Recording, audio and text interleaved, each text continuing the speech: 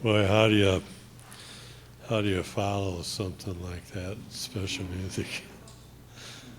You know, I've been so blessed already.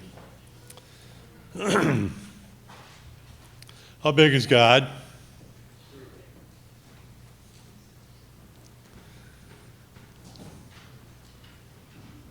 You know, when you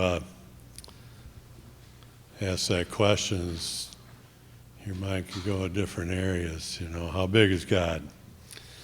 Well, he's really big, isn't he? Now, when I speak of God, I speak of the three together. And, you know, the word is plural and it's singular, isn't it? And so, how big is God? Well, he's really big. And so, one of the things we want to do this morning is we want to kind of see how big he is.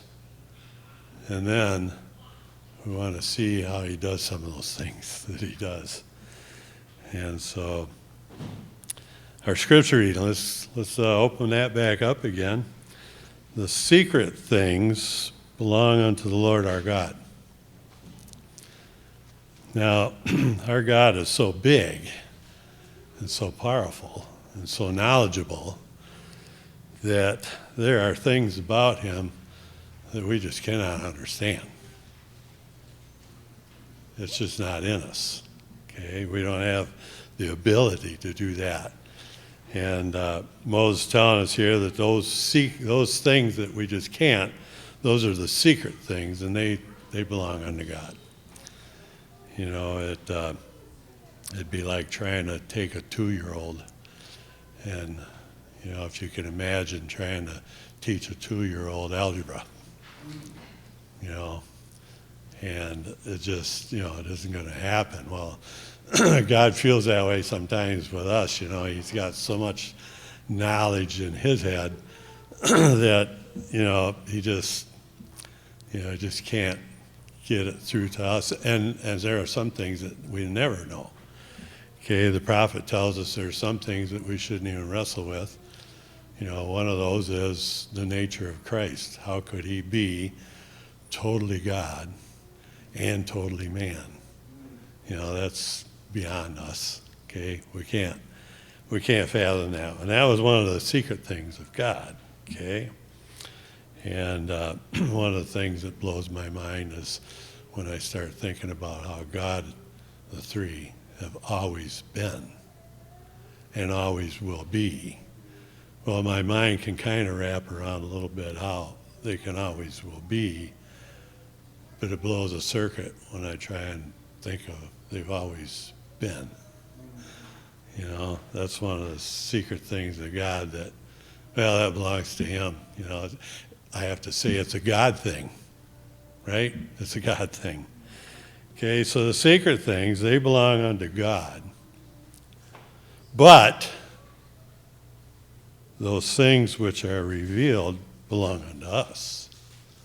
Oh, we want to get into some of that today.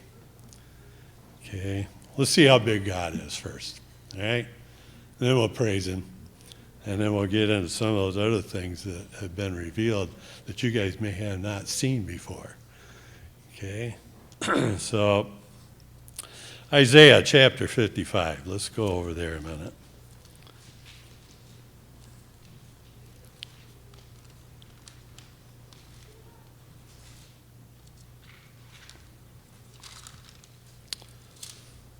Now, you guys are going to be quicker at turning than I am. I have a Bible here that I used to be Pathfinder director. Do we have any Pathfinders here? We don't right now. It's currently, right? But anyways, we had a camporee, and at the camporee it rained all weekend. Well, the tents did a pretty good job, but it didn't last all weekend. And it kind of got wet in there, and my Bible got a little wet, and so the pages are a little crinkly. So anyways, it takes me a little bit longer sometimes. Isaiah chapter 55.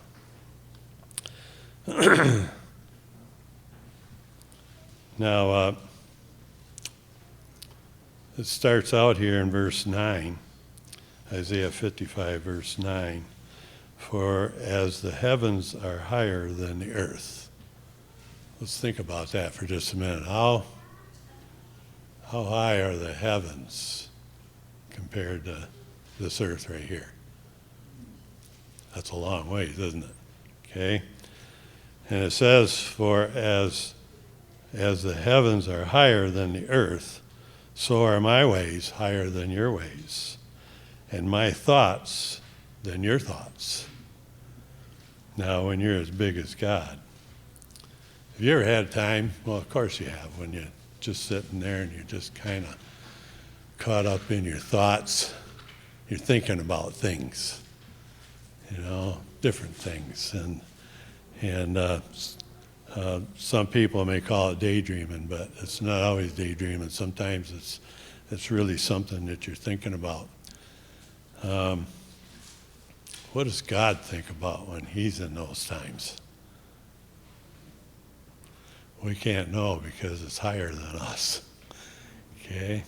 His thoughts are higher than our thoughts, and his ways higher than our ways. All right? He's big.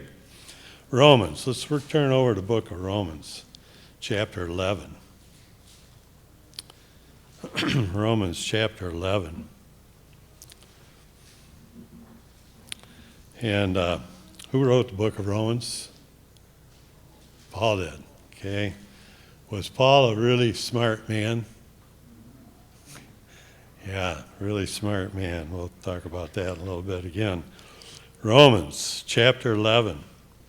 And let's look at verse 33. There's so many things in chapter 11 that I've underlined and circled and everything. But verse 33 over here in Romans chapter 11. For God hath concluded them. We're reading verse 33. Oh, the depth of the riches, both of the wisdom and knowledge of God.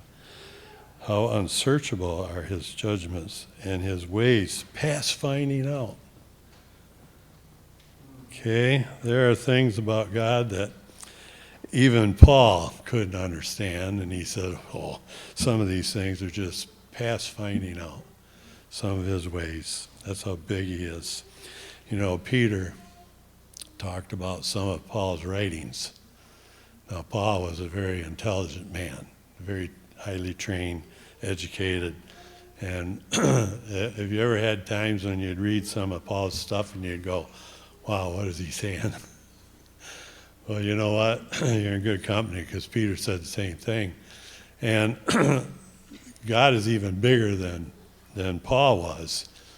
And Peter said, there's some things about what Paul writes that's just hard to understand. And there are some things about God that are just hard to understand.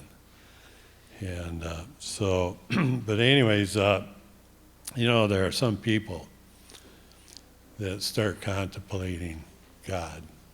And they hear some of these things about how big he is. And it's unfortunate, because some of these people, if they can't bring God down to our level of understanding, then they just want to throw the whole thing away. Well, I'll tell you, God is so big, so much bigger than we are. There's no way that we can totally understand God. Okay? And so some people, if they get this idea that, hey, there's no way, And I can remember I grew up in an Adventist church, but when I got to my teen years and my hormones were going and I felt independent, and I looked at church, and to me at that time, church was nothing but a bunch of rules and regulations. And I didn't need a bunch of rules and regulations, and so I was out of the church. Later on, the Holy Spirit grabbed my ear, and he used a few people. And he showed me that the one thing that I'd really missed is that God loved Jay Peterson. Okay, that's the one thing I'd missed when I was younger. And that broke my heart. And I started seeing how big God was. When I was coming back, I started looking at all of this. And I thought, wow, that's a pretty big story. That's a pretty big story. Is it true? And you know what proved to me that this is true is when I started looking at the prophecies and how they were told before it happened. Jesus says, I'm going to tell you things before they happen. That way when they do happen, you can what? You can believe, And so God is a very big being, all three of them. They're huge. And there's things about him that we'll never understand. But there are things that are revealed to us. Yeah, those are ours, okay? But some people want to throw it all away just because they don't understand. And turn to the book of Hebrews.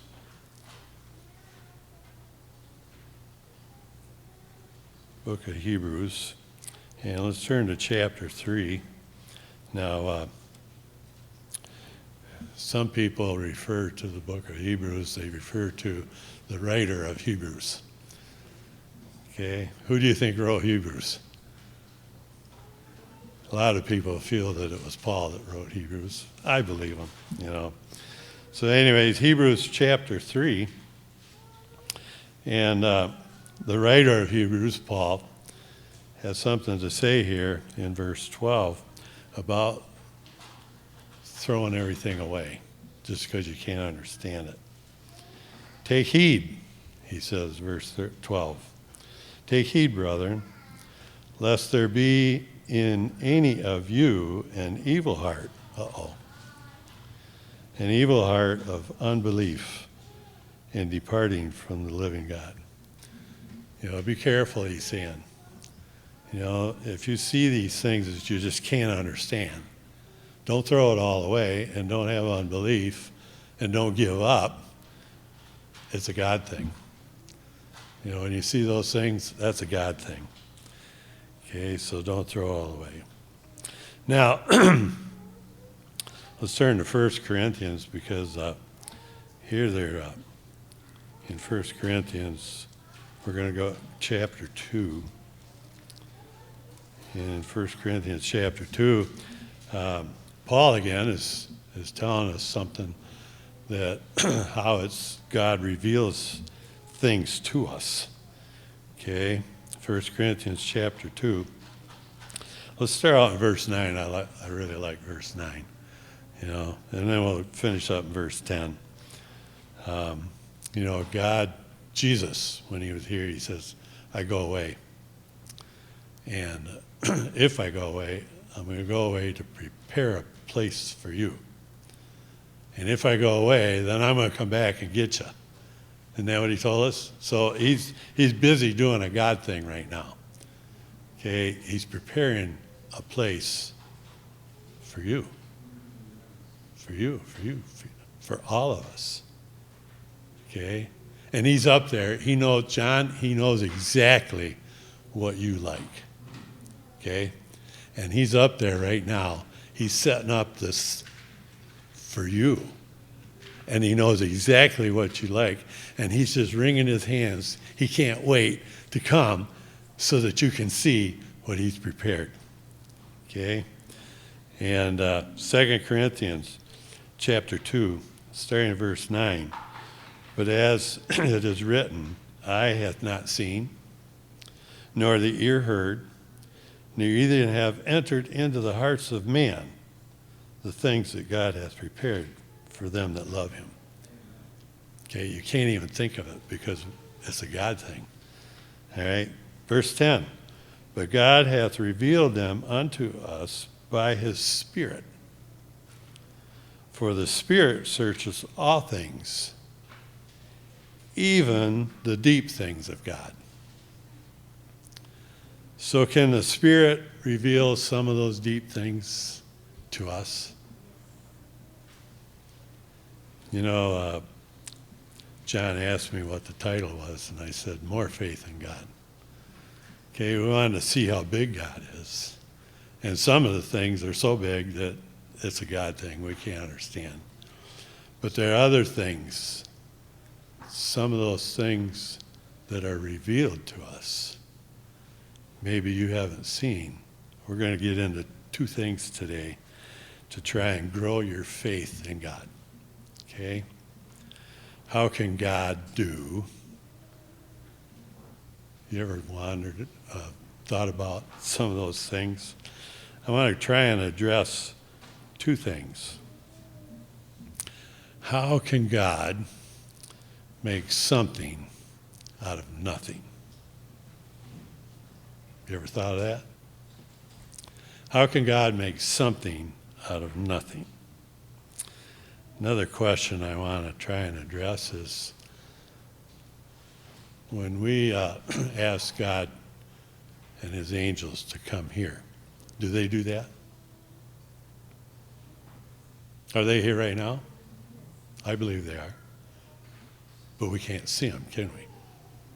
How can God and his angels be right here and yet we can't see them? Are those good questions? Yeah, those are good questions. I got to give you a little bit of background first. I actually went into the study of electronics. And my first study, I took complete communications, and I learned a whole bunch of things about electronics. And but I like to make things. And so there was times when I wanted to make some things electronic. And I knew a lot, but there were still areas that were gray that I didn't quite understand how to do. And so I went back to school for electronics engineering. Okay, I had to fill in those gray areas. Well, when you get into electronics, you have to get into math. Anybody here who doesn't like math? Okay, you got to get into math, and you got to get into the high levels of math in order to do electronics. Okay, that's not something you can just get away with adding, subtracting, and dividing, and multiplying. You got to get into the really heavy stuff. Okay, and so I had to get into the really high levels of math in order to do electronics, especially engineering. And so I got a little bit of a background. Now, I'm not going to try and teach you guys the high levels of math, okay? But we are going to talk about some of the things that we can see from those high levels of math. And so that's one of the things that we want to do today. How can God make something out of nothing? Well, let's first of all look at some of the things he's made. We got a little visual aid here. We're all going to go back to school. Are you ready? Okay, you guys remember in school we learned about the atom. Okay, and the atom has a couple of components to it. We have a nucleus. They call that center part a nucleus. Is that better? Okay. We call the center part a nucleus. Okay, inside the nucleus we have a couple different charges. We have neutrons and we have protons. Okay, around those, orbiting that, are electrons. That's what these are here. Okay, now this one isn't represented quite right because if you study about the atoms, they have different shells of electrons, and the first shell can only contain two, so this one isn't drawn quite right. Okay, these other two would have to make up another shell, all right, and so on and so forth. And so we have an atom here now. These electrons orbit, and they orbit at 186,000 miles a second. Wow, that's a God thing, you guys. Okay, that's a God thing. All right, and they're held in orbit by energy. You know, I can remember when I was a kid, I had a rock, and I tied a string on the rock, okay? And I got that rock, so it was swinging. And, you know, I was having fun. And unfortunately, the knot didn't hold. I had to be a better pathfinder, didn't I? Okay? And did that rock continue on its orbit around me without that string holding it in place? Unfortunately, it went through the window. Okay? And these things are held in orbit by an energy. There's an energy there that holds them there. Okay? So we had to learn a little bit about atoms, because one of the things that we have done in our sciences is we have learned how to split these. And when you split them, all of that energy that's holding that all together is let loose. And these charges are let loose. Okay? How much energy is there? Well, you probably remember Einstein's little formula, energy E equals mc squared. Energy equals mass times the speed of light times itself. Now you can imagine that when we get the speed of light, which is 186,000 miles a second, times itself, we can get some just enormous numbers. Okay, so there's a lot of energy inside one of these. Just one of them. Okay, just one of them. And we have learned, you know, back in White Sands, Mexico, New Mexico down there, we had the atom bomb. And the atom bomb, they take a material called uranium. Now uranium, in these atoms, they'll have different amounts of these things in each atom. And they number the atom based on how many of these things are in the atom. Uranium is 238. Okay, they got 238 of these that makes up uranium. Uranium is so heavy and so big that it has trouble holding itself together. And have you ever heard of a material that's radioactive? Those materials are so huge that they have troubles holding themselves together, and these pieces kind of fly off. And that's what you hear with the Geiger counters going, okay? That's these little things getting away from an atom and heading out there on their own. Okay, they're so big, 238 pieces holding it up, and it just has trouble holding it together. Now, one of the things that happens is, especially in uranium, plutonium is another one they use, but when these things take off, if they hit another atom, they will split that atom, and then those pieces will take off. And then if they hit atoms, they in turn will split other atoms. Now there's a point at which all of the mass, if it's done right, all of the atoms will split all of the atoms. And they call that critical mass. Okay? And our atom bomb that we made only takes 100 pounds of uranium, which is actually a ball about this size. It's very heavy. Okay? It's only a ball about this size.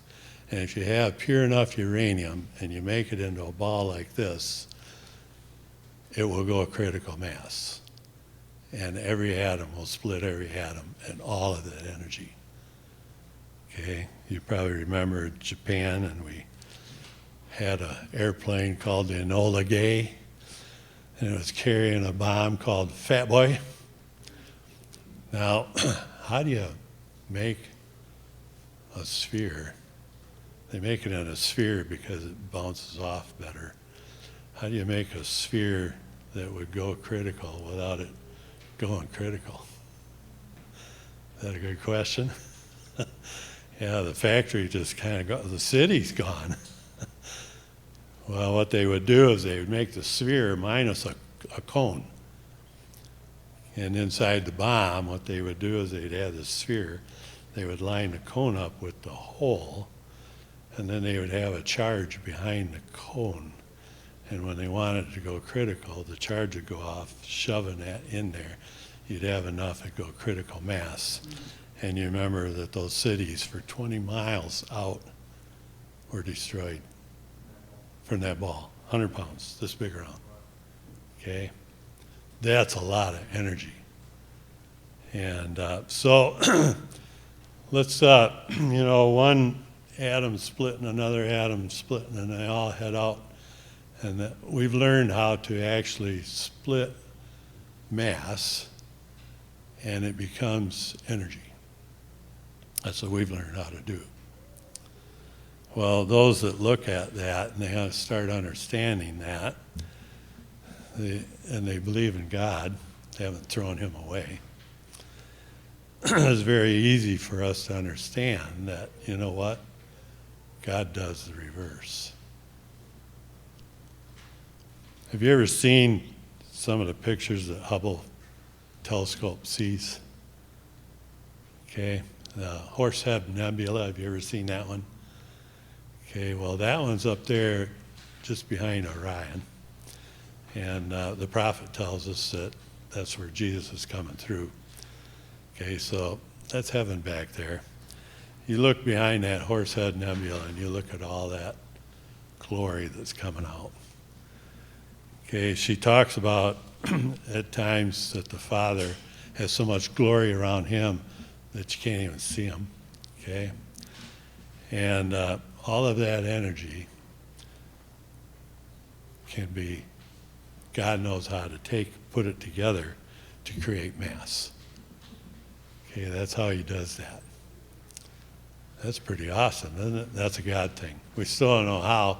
We tried, scientists have tried. We got these accelerators where they get a charge going and they smash it into another charge, trying to get them to fit. We've never been able to do it. Okay. We got the idea, but it doesn't happen. So it's a God thing.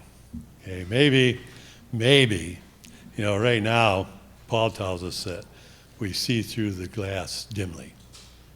Okay, I keep telling everybody that at one point here very soon, God's going to get the Windex out. And he's going to clean up that glass. And then we'll be able to see a whole lot better. And so maybe by then, when he gets that Windex out, maybe we'll be able to understand how he does that, And that still might be a God thing. It might be above us, So anyways, God can take the energy that he produces and he can turn that into mass. Okay, you can turn that into mass. And tie your string really nice when you're swinging that rock, because otherwise it'll go through the window.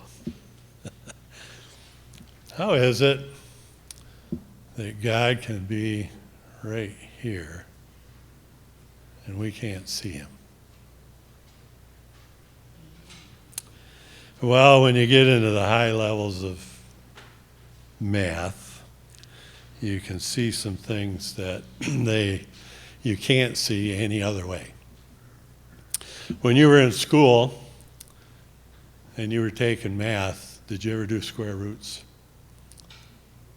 Yeah, square roots. That's number times itself equals this number. And this number, square root, is that number that you multiply by itself.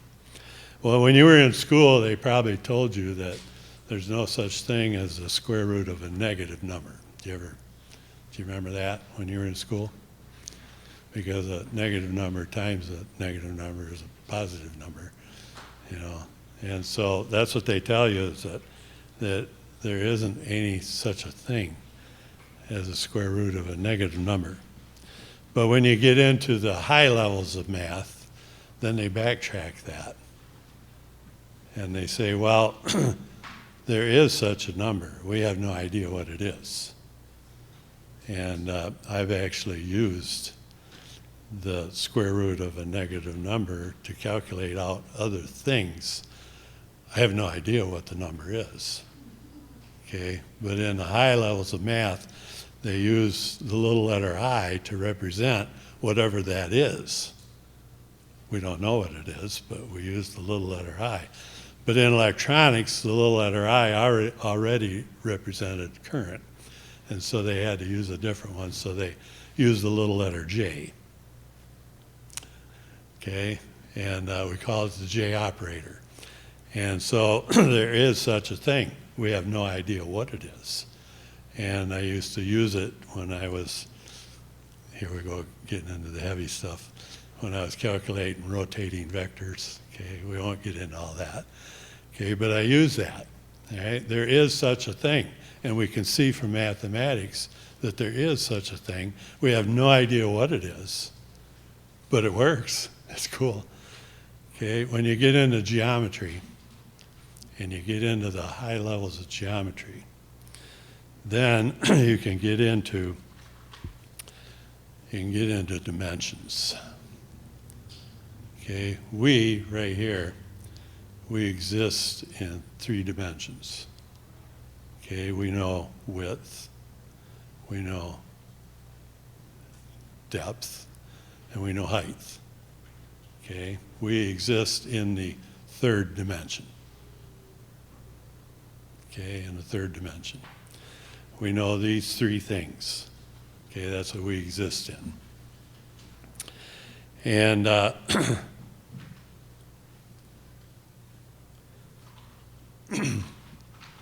what I want you to do is step back a minute and let's pretend that we exist only in the 2nd dimension. Now, in the high levels of geometry, we can show mathematically that there are multiple dimensions beyond the 3rd. Okay, 4th, 5th, I've even seen some guys calculating the 16th dimension. Okay, we have no idea what they look like. Okay, mathematically, we can see they exist. Okay, they can be shown that they exist. But let's step back for a minute and let's make believe that we only exist in the 2nd dimension. Okay, at that point,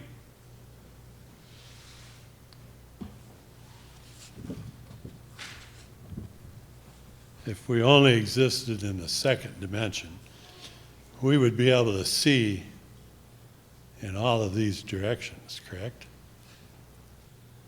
But as I turn this, there is no thickness here because it's the 2nd dimension.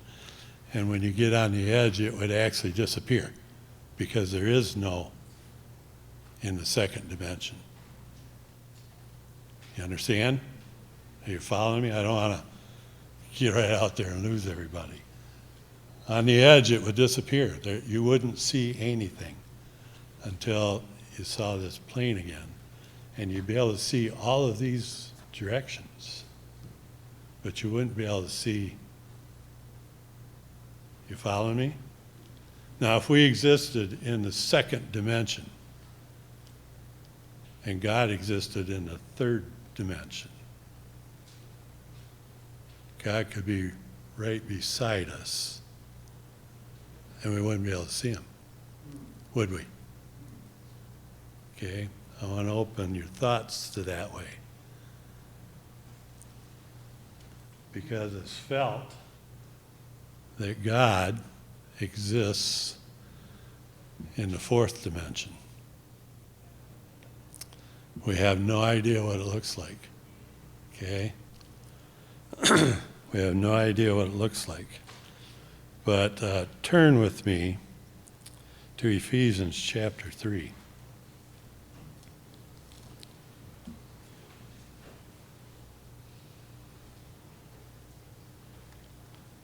Ephesians chapter 3. Who wrote Ephesians? Paul again. You know, when you open up the New Testament, that is almost always the answer. Who wrote this? Well, Paul.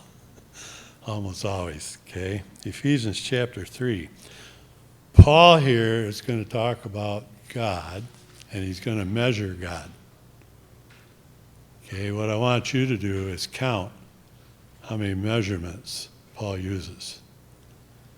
Okay, Ephesians and chapter 3, let's look at verses 17 and 18.